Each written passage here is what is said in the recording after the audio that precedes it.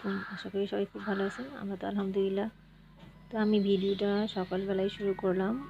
তো আমার এখান থেকে শীতের সকালটা একটু শেয়ার করছি। আশপাশের অবস্থাটা। কারণ সকাল ভালো হয়ে গেছে, ভালোই সকাল হয়ে গেছে। তারপরেও দেখা যায় যে হালকা, হালকা কুয়াশা, রোদ তো উঠেই নাই। তো প্রায় ৮টার উপরে বাজে। তো সকালে রোদ যখন উঠে তখন সকালটা কেমন মানে উজ্জ্বল উজ্জ্বল দেখা যায়। আর এখানে মনে হচ্ছে যে বৃষ্টি শুরু হয়ে যাবে। এমন ঘোলাটে ঘোলাটে একটা ঠান্ডা শীতের সকাল। তো ৮টা ২০ বেজে গেছে। তো আশপাশের অবস্থাটা দেখালাম। এখন আমি আপনাদের সাথে শেয়ার করব একটা রেসিপি। এটা হচ্ছে আমার আম্মুর একটা রেসিপি। আমাদের খুবই পছন্দের একটা রেসিপি ছিল। ছোটোবেলায় আমরা মানে এভাবে রুটি পরোটা বা ভাত দিয়ে খাওয়ার জন্য খুব ইজি রেসিপি। যখন ঘরে কিছুই থাকবে না, তো এই রেসিপিটা আপনারা অবশ্যই ট্রাই করবেন। তো আশা করি আপনাদের কাছে ভালো লাগবে। তো আমি আলুগুলো সিদ্ধ করে একদম বয়েল করে নিলাম। বয়েল করে নিয়ে এখানে আমি স্ম্যাশ করে নিচ্ছি। তো একদম মিহি করে স্ম্যাশ করা যাবে না। একটু এরকম হালকা, হালকা মানে দানা, দানা থাকবে। তো এর মধ্যে আমি পরিমাণ মতো হলুদ দিয়ে দিব, মরিচ দিয়ে দিব। তো আপনাদের টেস্ট অনুযায়ী ঝালটা বেশি খেলে এরকম কম বেশি নিবেন। আর এখানে লবণ দিয়ে দিলাম, জিরা আর ধনিয়া গুঁড়া এগুলো দিয়ে হাত দিয়ে একটু ভালো করে মিক্স করে নিব। এখানে মিক্স করে নিয়ে সামান্য হাতে মানে একটু পানিটা দিয়ে দিব, যেন দেখা যায় যে এই আলুগুলো ভিজতে যতটুকু দরকার পানি এইটুকু দিয়ে আমি মিক্স করে নিয়ে রেখে দিব। এখন আমি এগুলো মিক্স করার পর আমি পাতিলের মধ্যে পেঁয়াজ দিয়ে দিলাম সামান্য পরিমাণ, যতটুকু দরকার আর কি। তো এখানে আমি পেঁয়াজটা বেরেস্তা ভাব হয়ে গেছে যখন, তখন আমি আলুগুলো দিয়ে দিব। এবং এই রেসিপিটা সাধারণত খুবই সহজেই ঝটপট ঘরে যদি মানে কোনো ভেজিটেবলস বা কিছু না থাকে, তো এভাবে আপনারা আলুর দম বলতে পারেন। এটা ডিম আলুর দম। এভাবে রেসিপিটা অবশ্যই একবার হলেও ট্রাই করবেন। আর আমার চ্যানেলটি এখনও যারা সাবস্ক্রাইব করেনি অবশ্যই সাবস্ক্রাইব দিয়ে দিবেন। আর পেজটি ফলো দিয়ে দিবেন। আর রেসিপিটা ভালো লাগলে অবশ্যই লাইক আর কমেন্টস করে জানাবেন। আর এখানে আদা রসুন হাফ চামচ করে দিয়ে দিলাম। তো এখানে দেওয়ার পর যখন একটু মানে বলক চলে আসবে, তখন একটা ডিম দিয়ে দিব।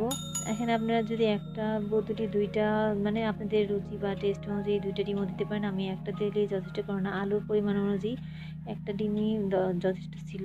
তো এই আলুটা ভালো করে যখন মানে ডিমটা দেওয়ার সাথে সাথেই আমি মিক্স করে নিব একদম যাতে ফেটে যায়। তো এখানে ঢাকনা দিয়ে আর কিছুক্ষণ রান্না করে এখন আমি এর মধ্যে ধনিয়া পাতা, কাঁচামরিচ টেস্ট অনুযায়ী দিয়ে দিব। তো আপনারা যদি না চান, তো এখানে আপনারা ধনিয়াপাতা কাঁচামরিচ স্কিপ করতে পারেন। আমার তো খুবই পছন্দ ধনিয়াপাতা কাঁচামরিচটা, এখানে দিলে মানে ফ্লেভারটা খুব ভালো আসে। তো এইভাবে এখন সহজেই রান্নাটা কমপ্লিট হয়ে গেল। এই তো এখন আমি নামিয়ে নিব কিছুক্ষণ পর। একদম ফাইনাল লুকটা আপনাদের সাথে শেয়ার করছি। ডিম আলুর দমটা রেডি। এটা আপনারা বাসায় একবার হলেও ট্রাই করবেন, আশা করি ভালো লাগবে। আর এখানে আমি ফুলকপি ভাজি করব। তো এখানে ফুলকপিটা কুচি করে নিলাম, আর পেঁয়াজ বেরেস্তা হয়ে যাওয়ার পর ফুলকপিটা দিয়ে দিচ্ছি। এটা একদম ইজি রেসিপি। আপনারা এটাও ভাত রুটি বা যে কোনো মানে ভাত রুটির সাথে ইজিলি সহজেই খাওয়া যায়। তো এখানে হলুদ একদম নামমাত্র দিলাম, সামান্য পরিমাণ। আর আদা রসুন পেস্ট একটু, আর একটা তেজপাতা ছিঁড়ে দিলাম। তো এই কম ইনগ্রিডিয়েন্টস দিয়ে একদম ইজিলি সহজেই আপনারা বাসায় রান্না করে খেতে পারেন রুটির সাথে ভাতের সাথে। তো এটা আমি মিক্স করে নিয়ে এখানে একদম এগুলো সিদ্ধ হওয়ার জন্য যতটুকু পানি দরকার সামান্য পরিমাণ দিয়ে সামান্য লবণ দিয়ে এখন ঢাকনা দিয়ে রান্না করব। তো রান্না করে মানে লাস্টে একদম নামানোর 5 মিনিট আগে ধনিয়াপাতা কাঁচামরিচ দিয়ে একটু মিক্স করে নিচ্ছি। তো এইভাবে আপনারা এই রেসিপিটাও ট্রাই করবেন, খুবই মজা হয়। এই সিজনে শীতে আপনারা ট্রাই করলে আশা করি ভালো লাগবে এই রেসিপিটাও।